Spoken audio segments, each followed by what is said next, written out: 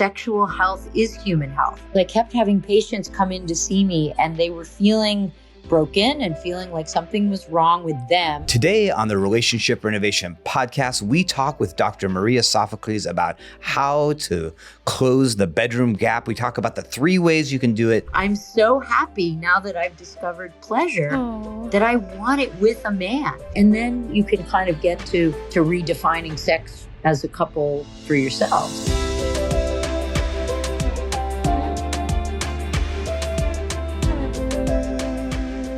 Hello, all, and welcome to the Relationship Renovation podcast. I am Tara Kerwin. And my name is EJ Kerwin. And about a month ago, we had an amazing episode where we interviewed Dr. Maria Sophocles. And it was a long episode. It was one of our longers. It was like 50 minutes. And it had as high, if not a higher listen through rate than any of our other podcasts, which are shorter, which means it was engaging information. So I want to welcome back Dr. Maria Sophocles. She's a board certified gynecologist. She's a national menopause expert, medical director of women's healthcare of Princeton. This is a big thing. She is like on the forefront. If you don't know about this, there's a lot going on in the FDA around women's hormones and just correcting some BS that's been going on for a long time. And she is a part of some major positive changes in women's health. And so we want to welcome back Dr. Sophocles. Thank you both. It is so great to see you again. I'm looking forward to round 2. Well, we know that your book, the Closing the Bedroom Gap, we're so excited. We can't wait to get a copy of it. But we really wanted to, because we did hear about a lot of our listeners, like how does hormones and everything you're going through in perimenopause and menopause really impact intimacy? And I know your book is about that. And so I thought that we could just pick your brain around. Well, we're going to like focus here for people and we're going to help them. What are 3 specific ways that Dr. Sophocles says we can close that bedroom gap? And so first of all, just welcome. Thank you. Yeah, maybe we start with what is the bedroom gap? Yeah, I love that. Do it. Go for it. And I love that book title too. Thank you. The bedroom gap is the title, and it's a concept that I came up with because I kept having patients come in to see me and they were feeling broken and feeling like something was wrong with them, and that was causing problems in the relationship. And which is a whole other topic we can get into is, the whole idea of blaming yourself for a problem with your relationship or a problem with your sex life, as opposed to let me work with my partner and sort this out. So the bedroom gap refers to the difference in expectations and sometimes abilities between couples. They can be same sex, but most of my patients are heterosexual couples. So it's men and women feeling disjointed, feeling like their relationship isn't the same and their sex life is falling apart.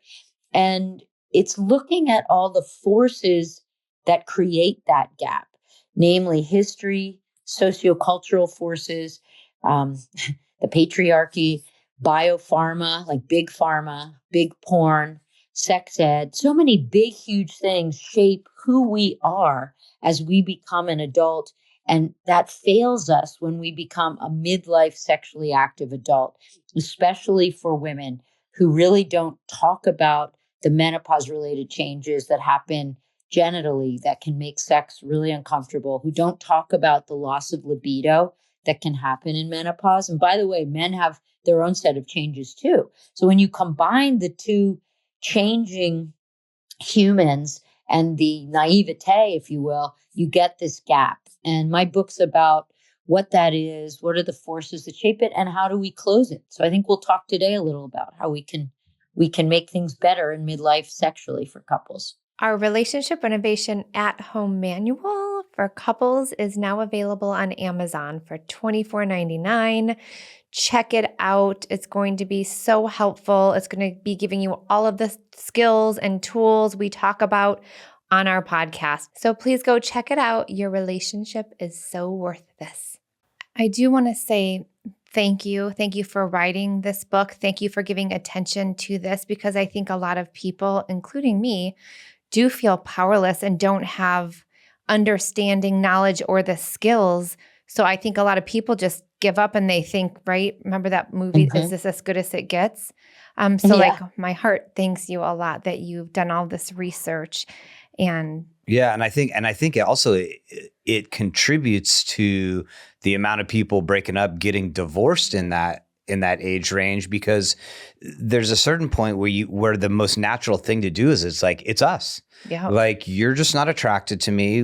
This is really frustrating. So we have this pain point that we're constantly in conflict about, and it must just be us. So it'd be better off if we just break up, we find somebody new. Or sometimes it leads to infidelity. The couple they're not ready to have the breakup talk, or they love their 3 kids and their life otherwise together. And the sex is this big, shameful elephant in the room that they just slide into bed separately, and the woman turns away and tries to get to sleep, and the man's frustrated, or vice versa.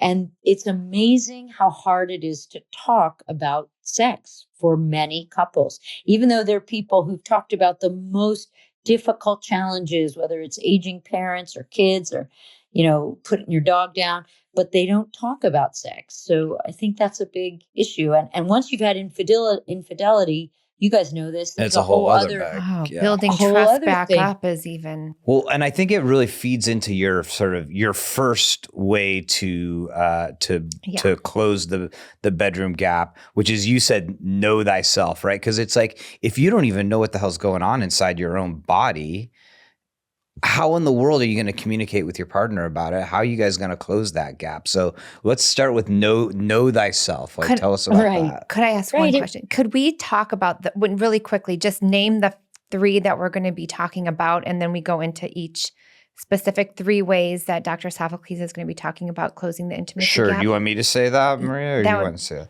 Okay. So the first is, I think it gets people in ooh, we're going to talk about all these 3 things. The first thing we're going to talk about is know thyself. The second is it kind of leads right into then you got to be able to communicate about what's going on within yourself, within your relationship. And then the third is, I think, a huge thing, and that is redefining what sex is at this point in your relationship. Yeah. I think that I hope people will stay tuned for the whole thing, because I think that's a really comprehensive way. I don't want to give the whole book away because we want people to buy it. It's on Amazon now, if people go, or my website, and they can pre-order it. And it comes out in February. But I think it's a fun read. I think it's well-researched. So I hope people will take this as a teaser, and we'll dig into the book for themselves, or give it to someone they know. Yeah. And you know what also we'll do? We'll do a giveaway. So when this episode comes out, everybody, we'll have some notes in the show notes about giving it away through our Instagram. So we'll make sure, we get the word out there. So let's talk about know thyself, right? Why is that the first step? Well, you're the experts in relationships. So you understand that if there's a couple and they're having issues, and they're just pointing the finger at the other person, that's you always want to ask, what role am I playing in this tension, right? Yeah. So if you and your partner are not having sex, I think it makes sense to say, what role am I playing? Am I not initiating? Am I not interested? Is sex painful? Anything that I can do. And this is where so many women think there's nothing they can do. Yeah. They're just broken, and this is just them. And this is where a trip to a gynecologist or a sexual medicine expert can really help. Someone who can say, hey, you're 57. There's not as much estrogen in your body, and we can help you, make more collagen and more blood vessels and have more moisture with sex. Or, hey, your libido is really down. I hear that. Here are some ways behaviorally that you could inspire a rise in libido. Here are some ways medically. Here's testosterone prescription I can give you. There's things we can do. So going to get help, number one. And number two, know your body. there's this big dark shame around women's bodies. Like men know their own bodies really well. I mean, all you have to do is go to a museum and you can see what male anatomy looks like. It's been sculpted for thousands of years.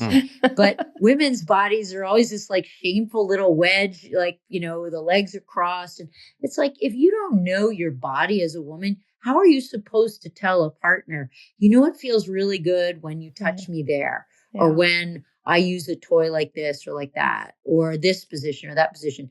And I also think women are taught that the sex is sort of shameful. Masturbation is shameful. There are all these implicit messages in our society, whether they come from movies or Sunday school or your mom or your aunt or whoever told you, don't touch yourself, don't masturbate, that's dirty, that's bad. I can't tell you how pervasive that message is. And so until you can be comfortable understanding how you feel pleasure, and it doesn't have to be only genital, right? It can be arms, legs, back rubs, whatever. Yeah. It hinders your ability to communicate with your partner. So that's what I mean by know thyself. Know your body and know what feels good and how it feels good to you. And it feels very like hearing that, it's like I'm so curious, right? And I get to have some like empowerment and choices and see what feels good and what doesn't feel good instead of being in this right closed off shame place. It's like being open to that. It's like an adventure of yourself. And I think women in midlife are mostly at an era where they're looking back and they're looking forward and they're saying, look, I'm not ancient yet. I've still got a lovely chapter ahead of me. And either they have a loving, supportive, curious partner like you do, Tara, or they're widowed or divorced or single. And either way, they often want a reset. They want a midlife reset. So I would say a sexual reset can be part of it. It's not just losing some weight or getting Botox or whatever it is you need. And no judgment, by the way. Everybody should do what's right for them. But I think a sexual reset for yourself is great. A refreshed look at that. And then hopefully that gives you the power to do the second part, which EJ mentioned, which is, you want to say it, EJ? Which is find a way to communicate about it with each other. I mean, that's the big thing though. There's so many times when we talk to a couple and we get to intimacy, and one of the first questions is like, how much have you guys talked about this? And it's just like, never. Yeah. No, not at all. And if it is, it's it's kind of a negative interaction. It's about like, what's going on? Like, So that's a good lesson, right? Like that the fact that it's negative or finger pointing or, well, I hate the way this happens or I don't like it when we do that. I think just like talking to a boss, when, a boss giving someone constructive criticism, you want to paint it in a positive light. You want to say, I really loved it when we did that. Or I really, or even if you have the courage just to say, a lot of women who use sex toys are afraid that their male partners will be pissed off if they know that or feel threatened. And I would say, I call bullshit on that. I think most men would like to know that you know how to have pleasure and that you do that. In fact, it could even be a turn on. So I would say, don't hide the toy in your bottom drawer. Put it right out on your nightstand and say, yeah, hell yeah, I use this. I love it. And you know why I love it? It reminds me of sex more. It gets me excited to have sex with you more. What I do a lot is we almost rehearse lines. I get my clients to kind of tell me how they're going to say it, or we come up with them together in a way that isn't shameful and doesn't, harm the ego of the partner. And in the partner's defense, they're usually thrilled about it. So I think that can be part of communication. But like you said, EJ, they don't talk about it. And I think like the, kind of jumping back and forth between 1 and 2 of know thyself and communicate, I think your part as a healthcare professional oftentimes is like so important to help the person, because a lot of men, a lot of women don't know what the hell is going on with them. They don't understand.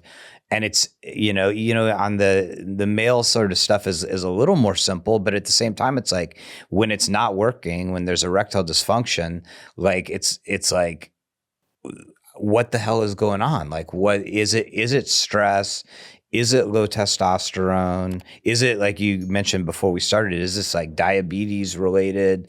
It's like, if you don't sometimes have a healthcare professional or even a therapist, if it's more in the psychological realm, like if you don't have somebody helping you make sense of yourself, again, huge barrier to you communicating to you with your partner about what's going on. Right. Whereas if you can say, hey, I'm having erectile issues, I'm going to start with my primary care.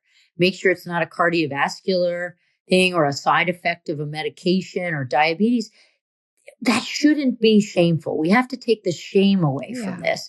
And it can be literally a result of a medication. And then let's say you get checked out, there's nothing there. Then you look into, gosh, is it stress? Is it something? Whatever. But the sooner you can share that, then you don't have that shame and you don't have that insecurity. You just, and then you can kind of get to redefining sex as a couple for yourselves, however, and that's number 3. So I'm getting ahead of myself. Well, but I think like knowing 1 and 2, because it's like you're giving yourselves and each other permission to talk about more vulnerable things because you're feeling more powered. You have more knowledge. You understand that most, if not all people go through this. And it's, what was I going to say? Hang on. See, that's a menopause thing right there, Dr. Sophocles. I know. Right there it is. But I was going to say, hang on, wait for it. It was around the permission. Hang on, you guys. It was around the permission. But then it becomes more normal. Like the first time you're going to communicate around it, it's going to feel, we call it clunky. But the more and more, and you'll trip up and it will be clunky, but it starts to become more normal. Like EJ and I talk about sex all of the time now. But in that beginning, it was like, oh, I'm so scared. Well, early on when we tried to talk about it, it was a lot about just like closing the door and I think protecting ourselves. I think like you would use like these, and I think you said this in our last episode, Dr. Sophocles, you said like, women say like, my vagina is just broken. And that was like, to Tara, that there was a point where that was like, would you just pretend it's broken and stay away? And so it was like so protective, it was just. Which doesn't give you the opportunity, EJ, to help, to say, I'll go with you to the doctor, or what? No, the message was the opposite. It was just like, stay away. Like, stay away. Yeah. Yeah. And I'm saying, since she's saying stay away, it's like you as her partner, it limits your ability to be supportive because she's just, absolutely. She's sort of telling you the rules. The rules are, this isn't happening. So whereas once Tara knows herself, I'm sorry, Tara, to keep using you as the metaphorical patient. Once she knows herself and maybe even gets information from a clinician and maybe even gets help from all that, it's then it's something you're doing almost together. It's, she can feel there's more moisture. She can feel things are getting better. But, and like you said, Dr. Sophocles, just to like, before we go into the third one, for me, the biggest piece was taking the shame out of it and giving myself permission that it's okay, from whether it was cultural, early trauma, everything, right? There are a lot of different conditions that contributed to the shame around it. But once I was like, you know what, like that's old story. Like, I really want to have like a sex positive feeling about my body, about our relationship. And so just giving myself that permission. And of course, like, using my own therapist as like a way to process the shame, because shame is big. But I just remember like it starts to shift. And so listeners hear this, like it feels clunky and uncomfortable at first. But when you start kind of using those skills and getting better at them, and you guys can work through it, it's awesome. It's just freedom. It's like the shame stops, and that's what contributes to disconnection with couples in the first place before intimacy issues even happen. So if you're a couple that is feeling disconnected, you've kind of fallen off track, but you're not ready to give up. You still love your person. You just don't know how to get back that connection.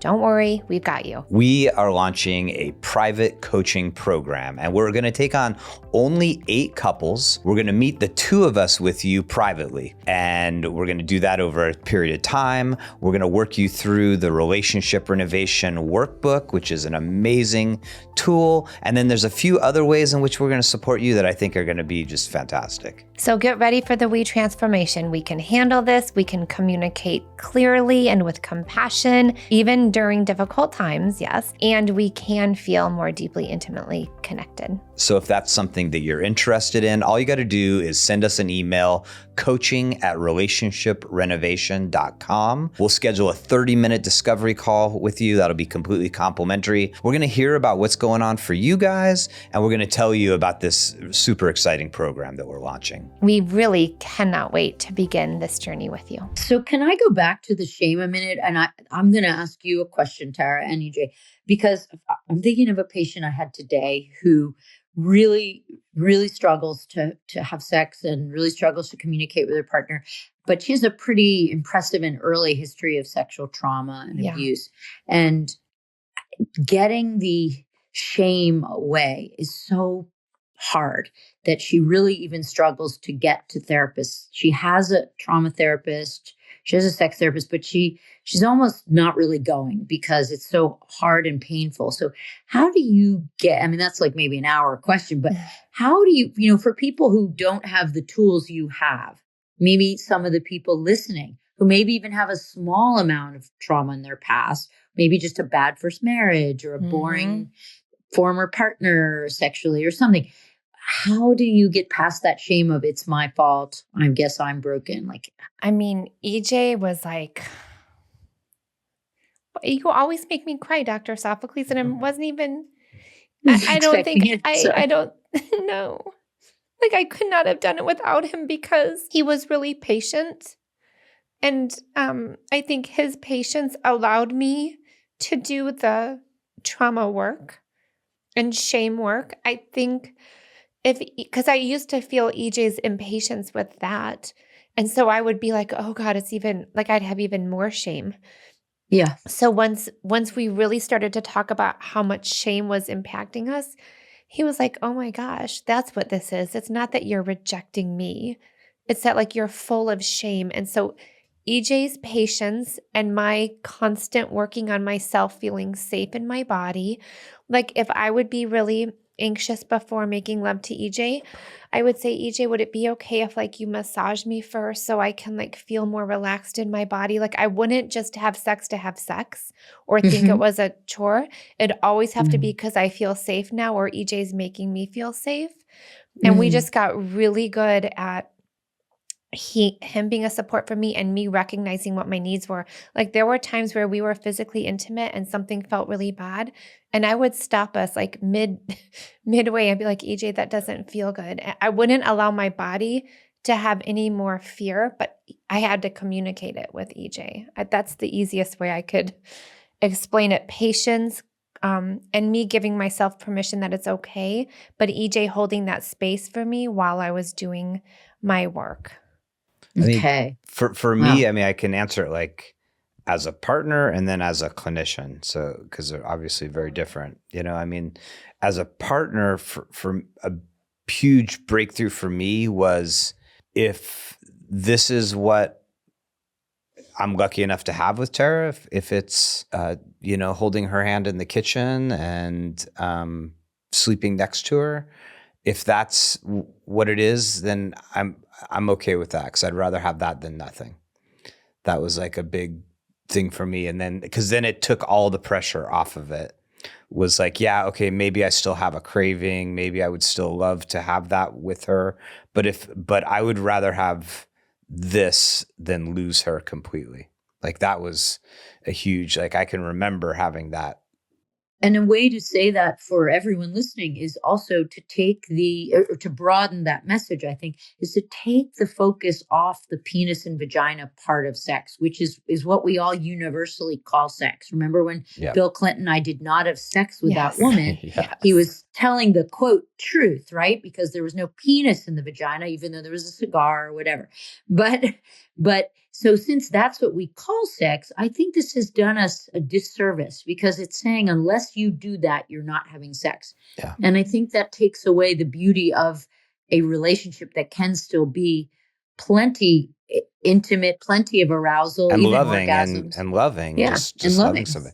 I mean, as a clinician, like, and really drilling into shame, like what I've found most effective, because I would not say I would say I'm trauma informed, but there's a point where I have to hand off trauma because it's not. But what I've had a lot of success with is helping them see the child who was abused. And having empathy for that, because we have this weird thing we do that we longitudinally like bring our adult self into that child. And whether it's sexual abuse or just like severe physical abuse, of just having them look at a picture of themselves as a 7-year-old or some 7-year-old they know, and really, really having that experience of empathy for that. Yeah. That little person, like how in the world could that have been that little person's fault?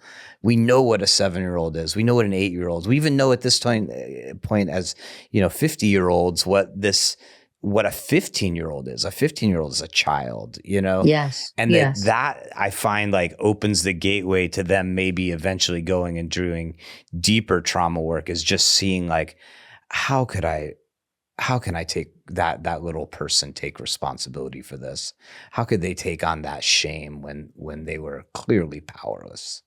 Yeah. See, this could be a whole episode, but I think that goes directly into Episode 3. But I think that goes directly into the third, right? Is like redefining what sex.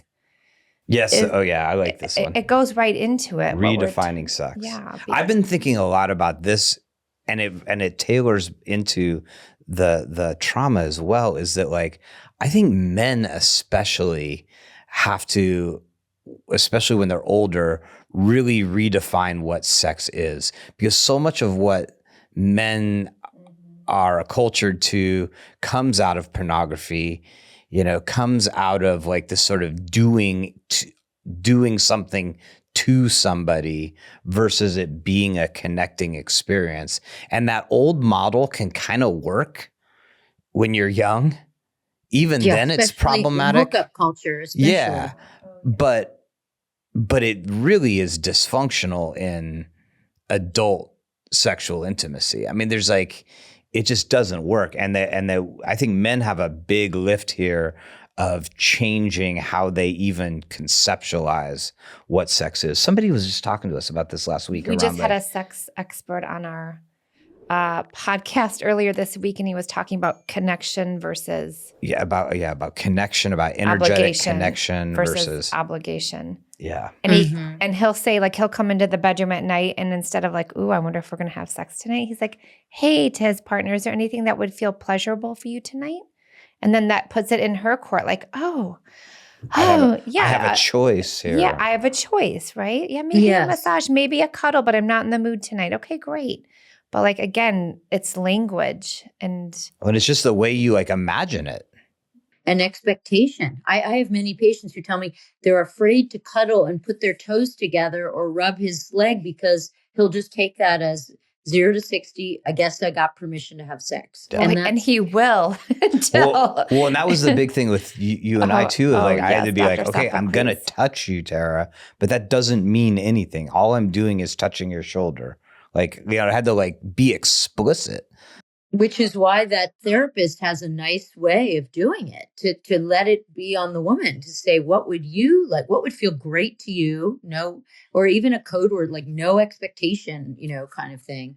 I think that's great. We do that, a lot of that, like especially with a couple where one does have shame or early sexual trauma. We do a lot of sexual safety containers where, hey, there's, the expectation is like, there's no physical contact. Today, you're just going to like lay next to each other without a pillow between you. I mean, we've seen we've seen the whole gamut of like. Yeah. So let me ask you a real direct question here, Dr. Sophocles. So like when you have an individual who you've gotten their hormones back online, anatomically things are possible again. There's not dryness. It's not, it might not be painful. Like what's the advice that you give them as far as like closing that gap? I love that question. Then, because you're not dealing with their partner, you're dealing with a person who's going back, being like, okay, what do I do now? Well, there's always a lot of, not always, I'd say 80 something percent of the time, there's still fear. They remember the pain, right? So when they remember having bleeding or tearing or pain from penetrative sex, and I spend 3 months and get everything all rehabilitated with estrogen and a laser, and we talk about lubes and we talk about vaginal moisturizers, and they're all, and I feel like, okay, you're ready, get back on the playing field. The truth is, I do them a disservice if I just assume everything would be all right. Yeah. So we have to talk about relaxing the muscles, not just the tissue. And we call this vaginismus, and it's not that rare. It's like 13 to 17% of all women. And it's that reflexive tightening and clenching in the pelvis that because someone used to feel pain. So a long-winded way of saying it's not as simple as getting the tissue better, but we use dilators and toys and things to practice with to so that their brain can relax. We actually use vaginal Valium. We can put Valium suppositories in the vagina an hour before sex. I'm waiting for Tara to say, sign a sister up. I know. Tara and I are going to have a visit afterwards. No, but after an hour before sex, they do a little suppository of Valium. A teeny bit goes in the bloodstream, so your brain gets a bit relaxed, but those pelvic muscles gently relax. So these are just ways to cheat a little bit. Then, of course, the communication and how do we talk to our partner so that the partner's patient. The last thing you want is a partner that goes, all right, you've been with Dr. Sophocles for 3 months. I guess you're ready to go. Let's do it. I mean, that's intimidating, right? So we got to, it kind of jumps back to our first episode a little bit, like, because there's been interventions, pharmaceutical interventions that you've told us about that both of us have never heard of. Tara went back to her doctor and like basically is sort of managing her own healthcare a little bit now by making suggestions. Like, what percentage Thank you, Dr. Sophocles, of doctors in your field are actually, something like what you just said, like a suppository of Valium? Like, come on, like who the hell is 2%, probably 2 to 5% top. I mean, almost none. Yeah, it's just the training. We were trained to deliver babies and do surgery and do pap smears. And it's a grueling 4-year residency. And nobody says, gee, I'm working 125 hours a week. I'd like to work more and learn about sexual health. And so this is a big thing I want, is to rehab and renovate clinical education. And actually a number of states are now mandating menopause continuing medical education for clinicians to get re-licensed. So it's not going to happen fast, but we try. The visual I'm having around kind of vaginal relaxation is like, because you used to be an OBGYN, or still an OBGYN, but it's like when I'd go for my pap smears and that freaking thing would enter me and my entire body lower half would just tense up and the doctor would be like, okay, you've got to relax your muscles. But imagine if you have, because I had that every 2 years. Imagine if you have that almost every time you're about to have like sex. Yeah. And that you don't know how to relax it. Absolutely. No. And then when it hurts every time, of course you're going to do that before. So we work with something called dilators or trainers. They're like little silicone penises of different sizes. And it's just start little. And when that's comfortable, go to bigger and bigger. And it's honestly works, and if not that, then pelvic floor physical therapy. And if not that, then, you can use the vaginal Valium. So there's lots of ways to get through that.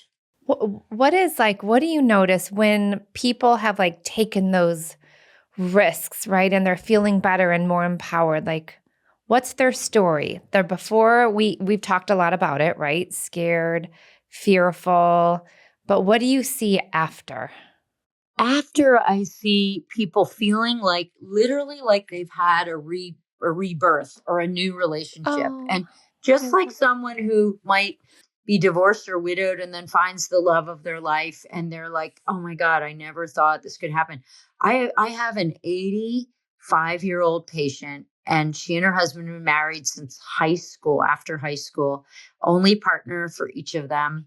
And she came to me recently and said, I don't know how many more years I have, but we have terrible sex. He's a terrible lover. And I want pleasure for myself. And I want it before I die. And I want you to help me. So we're working with toys and dilators and helping her have orgasms on her own. Now we're trying to figure out how we can help him be a better lover. And her big bomb recently was, I'm actually considering having an affair because I'm so happy now that I've discovered pleasure that I want it with a man. And part of me, my heart is breaking that she's 85 because I've known her 17 years. And I'm crushed that she didn't come to me 17 years ago with this, but she felt it was a betrayal of her marriage. But she wants it. So yeah, there's a lot of, and look, we have internet dating now, right? So if you're single or widowed, divorced, it's a lot faster and easier to have different partners, to learn different styles and techniques. I mean, it's scary too, right? But it's also enabled midlife couples or singles, let's say, to be able to explore or experience sex that they may not have had before. I mean, that can also be bad, right? You can have people demanding things of you and obviously don't ever do anything you're not comfortable with. I mean, I think this like really, kind of circling back to those first 2 points, the know thyself and then communicate is couples just need to realize that this is a we problem. If things aren't happening in that aspect of your relationship, it's something that both of you can be empowered in. It's something you might need some help with, and that's great. But it's like, if you can take that on with your partner and be like, we want to have, and I like pleasure. Yeah. I think if we can get them out of like, we want to have good sex and be like, we want to have pleasure with one another. Because I'll tell you what, like as Tara and I have worked through this stuff together, we have more like broad pleasure. We have more pleasure in the kitchen. Things are more like are easing up, and it was so heavy for a long time, and we're still working through it for sure. But I feel like we have more pleasure now, and it wasn't a one of us problem. It was a we problem. Realize that. Yeah. And my book talks a lot about pleasure and the right to pleasure, and why culturally do women not feel they have a right to pleasure? I mean, we encourage men to masturbate as teenagers. We accept it.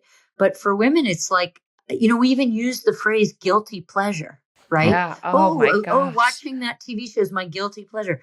Why the F should you feel guilty about watching a TV show or getting a massage or whatever? So I think women as a species, as a gender, I guess, have to reconcile this whole sociocultural pleasure is bad for women. Throw that away. I don't know where that came from.